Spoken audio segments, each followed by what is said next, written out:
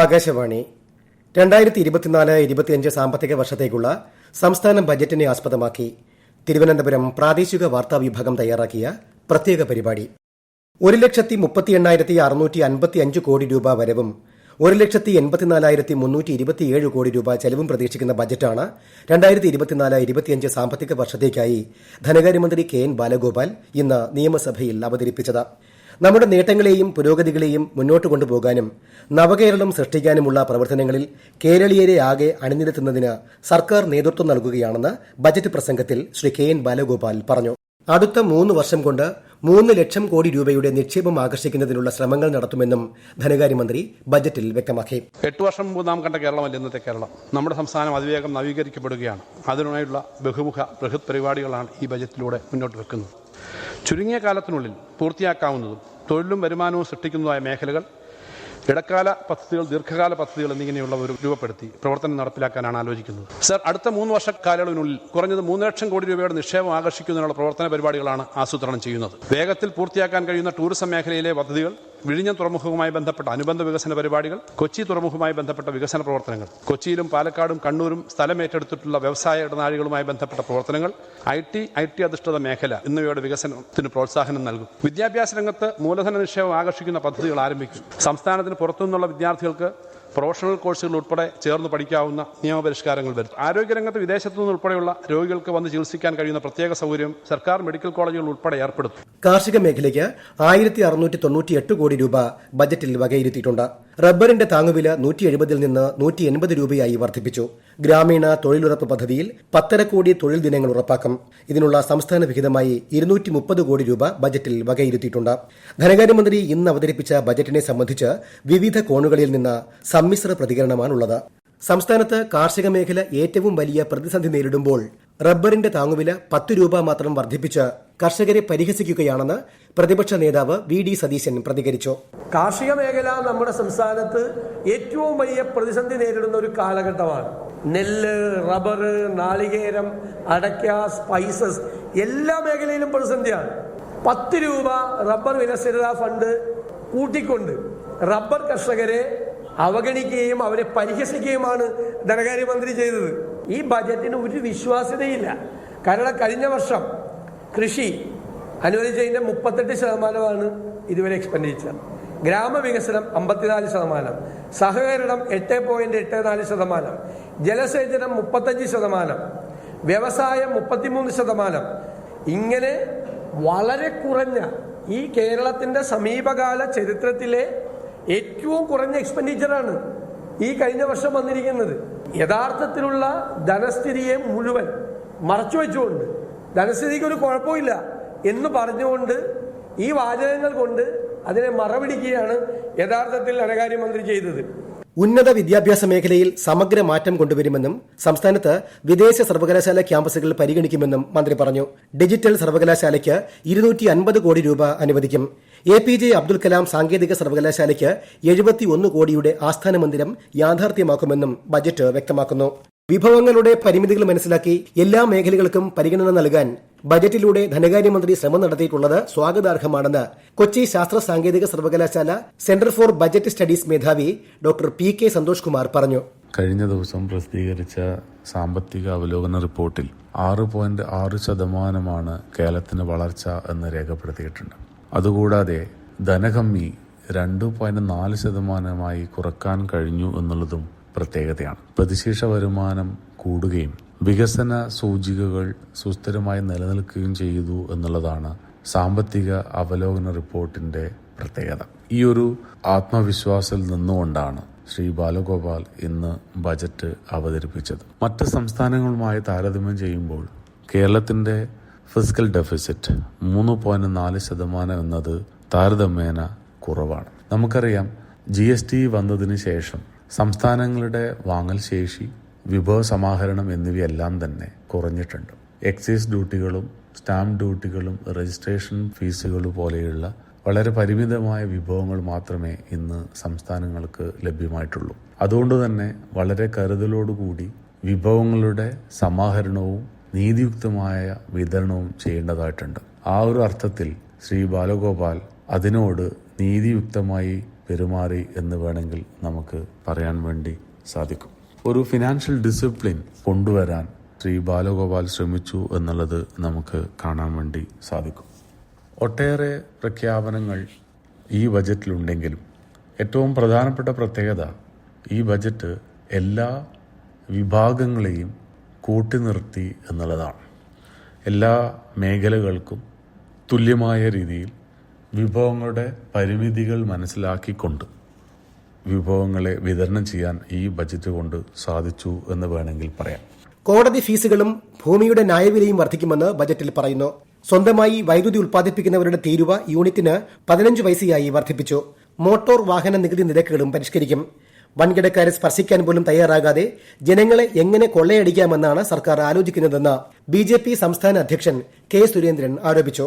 ഈ ബജറ്റ് ഒരു തരത്തിലുള്ള പുരോഗമനപരമായിട്ടുള്ള ആശയങ്ങളെയും പ്രോത്സാഹിപ്പിക്കുന്നില്ല. പിന്നെ ഈ ബജറ്റിൽ പറഞ്ഞിരിക്കുന്ന പല കാര്യങ്ങളും ധനസ്ഥിതി മെച്ചപ്പെടാത്തതിന്റെ കാരണം, സാമ്പത്തിക പ്രതിസന്ധിക്ക് കാരണം കേന്ദ്ര ഗവൺമെന്റാണ്.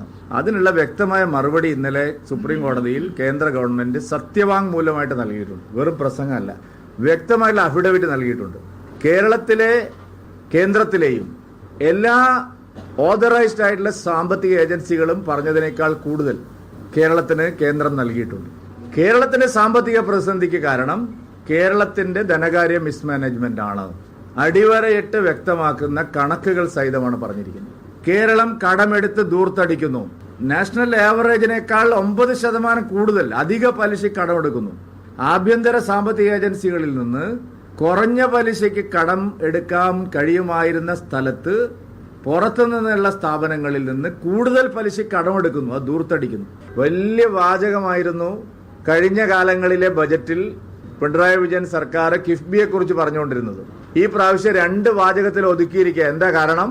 കിഫ്ബി ഒരു വൻ തട്ടിപ്പായിരുന്നു എന്നുള്ള ആക്ഷേപം അക്ഷരാർത്ഥത്തിൽ ശരിവെക്കുന്ന നടപടികളാണ് ഉണ്ടായിരിക്കുന്നത്.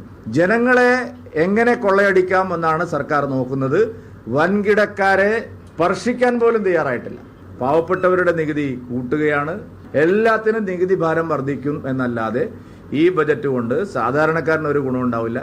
സംസ്ഥാനത്തിന് ഉന്നത വിദ്യാഭ്യാസം ഉൾപ്പെടെയുള്ള മേഖലകളിൽ സ്വകാര്യ പങ്കാളിത്തത്തിന് അവസരമൊരുക്കുകയും അടിസ്ഥാന സൌകര്യ വികസനത്തിന് സാധ്യതകൾ വിഭാവനം ചെയ്യുന്നതുമെല്ലാം സ്വാഗതാർഹമാണെങ്കിലും വിഭവ സമാഹരണത്തിലൂടെ ലഭിക്കുന്ന വരുമാനം ബജറ്റ് പ്രഖ്യാപനങ്ങൾക്ക് പര്യാപ്തമാകുമോ എന്ന് സംശയിക്കേണ്ടിയിരിക്കുന്നതായി ധനകാര്യ വിദഗ്ധനായ എസ് ആദികേശവൻ പറയുന്നു. 3 ലക്ഷം കോടി വരുന്ന നിക്ഷേപ പദ്ധതികൾ 3 വർഷം കൊണ്ട് നടപ്പാക്കാനായി സർക്കാർ ഉദ്ദേശിക്കുന്നു എന്നുള്ള ഒരു പ്രധാനപ്പെട്ട പ്രഖ്യാപനത്തിൽ ഊന്നിക്കൊണ്ടാണ് ഇന്നത്തെ ബജറ്റ് അവതരിപ്പിക്കപ്പെട്ടത്. സ്വകാര്യ മേഖലയ്ക്ക് പ്രോത്സാഹനം നൽകുന്ന രീതിയിൽ സർക്കാരിൻ്റെ സമീപനം മാറുന്നു എന്നുള്ള സൂചനയും ധനമന്ത്രി ശ്രീ ബാലഗോപാൽ നൽകുകയുണ്ടായി. ടൂറിസം മേഖലയിലേക്ക് സ്വകാര്യ മൂലധനം ആകർഷിക്കും എന്ന് അദ്ദേഹം പറഞ്ഞു.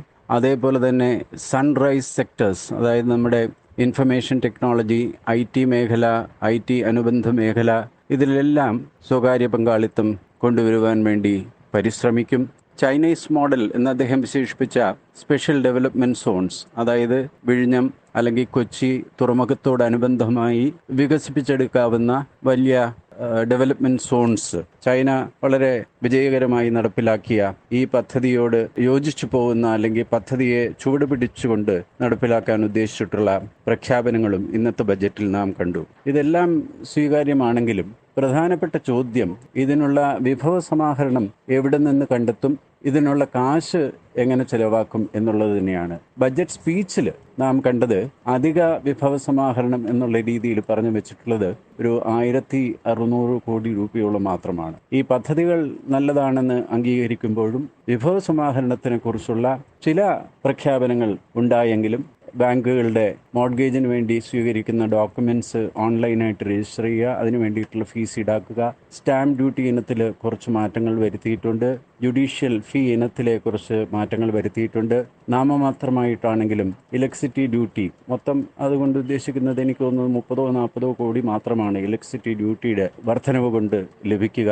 അപ്പോൾ ഈ വിഭവ സമാഹരണം വഴി കിട്ടുന്ന തുക പ്രഖ്യാപിച്ച പരിപാടികൾക്ക് തികയുമോ എന്നുള്ള ചോദ്യം ഇന്ന് ബജറ്റ് അവതരണത്തിന്റെ അവസാനം ബാക്കി നിൽക്കുന്ന ഒരു പ്രഹേളികയായിട്ട് നമ്മുടെ മുമ്പിലുണ്ട്. സർക്കാർ ജീവനക്കാരുടെ ക്ഷാമബത്ത കുടിശ്ശികയിൽ ഒരു ഗഡു ഏപ്രിൽ മാസം നൽകുമെന്നും പങ്കാളിത്ത പെൻഷൻ സംവിധാനം പുനഃപരിശോധിക്കുമെന്നുമുള്ള പ്രഖ്യാപനങ്ങൾ സ്വാഗതം ചെയ്യുന്നതായി സംസ്ഥാന അധ്യാപക സർവീസ് സംഘടനാ സമരസമിതി ചെയർമാൻ OK ജയകൃഷ്ണൻ അറിയിച്ചു. എല്ലാ വിഭാഗം ജനങ്ങളെയും പരിഗണിക്കുന്ന സംസ്ഥാന സർക്കാരിന്റെ ബജറ്റിനെ പൊതുവിൽ സ്വാഗതം ചെയ്യുന്നു. പ്രത്യേകിച്ചും ഈ കടുത്ത സാമ്പത്തിക പ്രതിസന്ധിക്കിടയിലും ജീവനക്കാരെയും അധ്യാപകരെയും മറ്റു വിഭാഗങ്ങളോടൊപ്പം പരിഗണിക്കുകയും ഒരു ഗഡു ക്ഷാമബത്ത അനുവദിക്കുകയും ചെയ്ത LDF സർക്കാരിന്റെ തീരുമാനത്തെ സ്വാഗതം ചെയ്യുന്നു. അതിലുമപ്പുറം നാം നിരന്തരമായി ആവശ്യപ്പെടുന്ന പങ്കാളിത്ത പെൻഷൻ പിൻവലിക്കുമെന്ന സർക്കാർ തീരുമാനം സ്വാഗതാർഹമാണ്. കേരളം നേരിടുന്ന ഗുരുതര ധനകാര്യ പ്രതിസന്ധി പരിഹരിക്കുന്നതിനുള്ള നിർദ്ദേശങ്ങൾ ഒന്നും തന്നെ ബജറ്റിൽ കാണുന്നില്ലെന്നും കഴിഞ്ഞ ബജറ്റ് പ്രഖ്യാപനത്തിലെ വിഹിതം തന്നെ നാമമാത്രമാണ് ഇതുവരെ ഉപയോഗിക്കാൻ കഴിഞ്ഞിട്ടുള്ളതെന്നും ജിയോജിത് ഫിനാൻഷ്യൽ സർവീസസിലെ chief investment strategist doctor VK Vijayakumar വിലയിരുത്തുന്നു. കേരളം നേരിടുന്ന ഗുരുതര ധനകാര്യ പ്രതിസന്ധി പരിഹരിക്കുന്നതിന് നിർദ്ദേശങ്ങളൊന്നും തന്നെ ബജറ്റിലില്ല. കേന്ദ്ര സർക്കാരിന്റെ അവഗണനയും ഞെരുക്കലും തുടർന്നാൽ പ്ലാൻ B ഉണ്ടാവുമെന്നാണ് ധനമന്ത്രി പറഞ്ഞിട്ടുള്ളത്. അപ്പോൾ ഈ ബജറ്റ് പ്ലാൻ A ആണ്. വൈകാതെ പ്ലാൻ B വരുമെന്ന് ഉറപ്പാക്കാം. ക്ഷേമ പെൻഷൻ 1600 രൂപ 64 ലക്ഷം ആളുകൾക്ക് കൊടുക്കുന്നത് അടുത്ത ധനകാര്യ വർഷത്തിൽ കൊടുക്കാൻ ശ്രമിക്കും എന്ന് മാത്രമേ ധനകാര്യ മന്ത്രി പറഞ്ഞിട്ടുള്ളൂ. ഏറ്റവും മുൻഗണനയോടെ ചെയ്യേണ്ടിയിരുന്നതാണ് ഈ ക്ഷേമ പെൻഷൻ വിതരണം. അതിൽ പ്രഖ്യാപനങ്ങളില്ലാഞ്ഞത് ഏറെ ദൗർഭാഗ്യകരമാണ്. പങ്കാളിത്ത പെൻഷൻ നിർത്തലാക്കി അഷ്വേർഡ് പെൻഷൻ പദ്ധതിയിലേക്ക് പോകുമെന്ന് ധനമന്ത്രി പ്രഖ്യാപിച്ചിട്ടുണ്ട്. ഇത് വളരെ അപകടകരമാണ്. കാരണം വരാനിരിക്കുന്ന കേന്ദ്രത്തിൻ്റെ പല പദ്ധതികളിലും അതുപോലെ തന്നെ 16ാം ധനകാര്യ കമ്മീഷനിൽ ഉണ്ടാവുമെന്ന് പലരും പ്രതീക്ഷിക്കുന്നതും ഈ പങ്കാളിത്ത പെൻഷൻ പദ്ധതിയിൽ നിന്ന് പുറകോട്ട് പോകുന്ന സംസ്ഥാനങ്ങൾക്ക് ഇപ്പോൾ കിട്ടുന്ന ആനുകൂല്യങ്ങൾ പോലും കിട്ടാതെ ആവുന്ന ഒരു സാഹചര്യം ഉണ്ടാവും എന്നുള്ളതാണ്.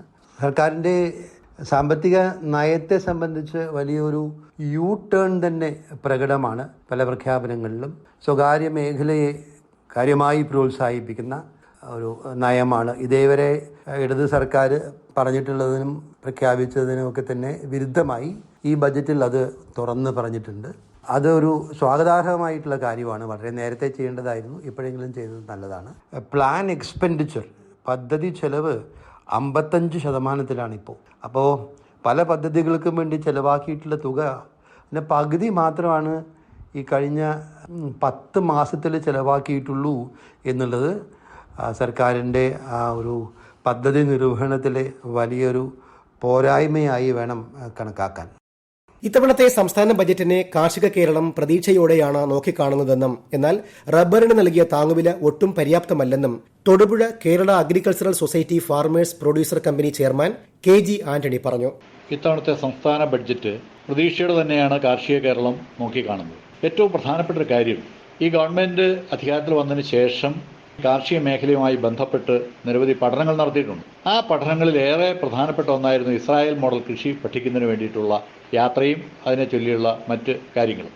ഇസ്രായേൽ മോഡൽ കൃഷിയുമായി ബന്ധപ്പെട്ട് പറയുമ്പോൾ അവിടെ കർഷകൻ്റെ ചെലവ് ചുരുക്കി വരുമാനം ഇരട്ടിയാക്കുക എന്നുള്ള പോളിസിയാണ് അവിടെ സ്വീകരിച്ചിട്ടുള്ളത്. നമ്മുടെ ബഡ്ജറ്റിലും അത് പ്രതിഫലിക്കേണ്ടതുണ്ട്. കേരളത്തിൻ്റെ കാർഷിക മേഖലയ്ക്ക് ഉണർവ് പകരണമെങ്കിൽ കാർഷിക മേഖലയിൽ ചെലവാക്കുന്ന തുകയുടെ അളവ് കുറച്ചുകൊണ്ട് വരുമാനം കൂട്ടാൻ കഴിയുന്ന സംവിധാനം വേണം. എന്നാൽ ഇന്ന് ഇവിടെ അത്തരത്തിലുള്ള ഒരു പ്രക്രിയ ഇവിടെ നടന്നിട്ടുണ്ടോ എന്ന് നാം വിലയിരുത്തേണ്ടതുണ്ട്. വിവിധ മേഖലകൾക്കായി സുഗന്ധവ്യഞ്ജന കൃഷിക്കും ക്ഷീരവികസനത്തിനും നാളികേര വികസനത്തിനും എല്ലാം തുക വകയിരുത്തിയിട്ടുണ്ട്. പക്ഷേ അടിസ്ഥാനപരമായി തുക വകയിരുത്തേണ്ടത് കർഷകരുടെ ചെലവ് ചുരുക്കിക്കൊണ്ട് വരുമാനം കൂട്ടുന്നതിന് പര്യാപ്തമായ രീതിയിലുള്ള കൃത്യമായിട്ടുള്ള പ്രായോഗിക നിർദ്ദേശങ്ങളും പ്രവർത്തനങ്ങളും അനുവർത്തിക്കേണ്ടതുണ്ട്. ആഗോളതലത്തിൽ ഉൽപ്പാദനം കുറയുന്നതനുസരിച്ച് റബ്ബറിൻ്റെ വില വർദ്ധിച്ചു വരികയാണ്.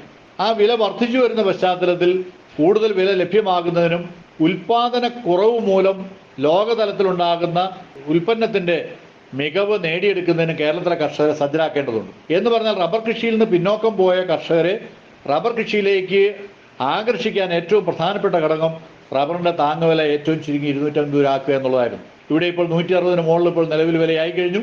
ഇനിയും അത് ഉയരാനുള്ള സാഹചര്യമാണ് നമുക്ക് മറ്റ് സ്ഥലങ്ങളിൽ നിന്നുള്ള റിപ്പോർട്ടുകൾ അനുസരിച്ച് ലഭ്യമായിക്കൊണ്ടിരിക്കുന്നു. അപ്പോൾ ആ സാഹചര്യത്തിൽ റബ്ബറിന് താങ്ങുവില പ്രഖ്യാപിച്ച് തികച്ചും അപര്യാപ്തമാണ് എന്നുള്ള കാര്യത്തിൽ യാതൊരു തർക്കവുമില്ല. അത് കർഷകരെ വീണ്ടും പിന്നോട്ടടിക്കുന്ന ഒരു സാഹചര്യത്തിലേക്ക് പോകും.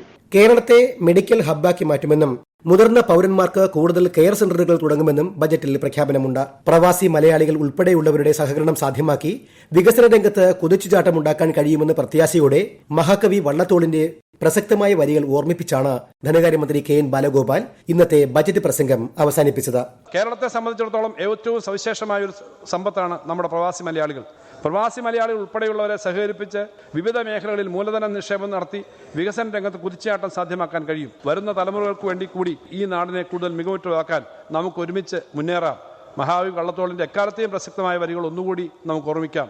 ഭാരതമെന്ന പേർ കേട്ടാൽ അഭിമാനപൂരിതമാക്കണം അന്തരംഗം, കേരളമെന്ന് കേട്ടാലോ തിളയ്ക്കണം ചോര നമുക്ക് ഞരമ്പുകളിൽ.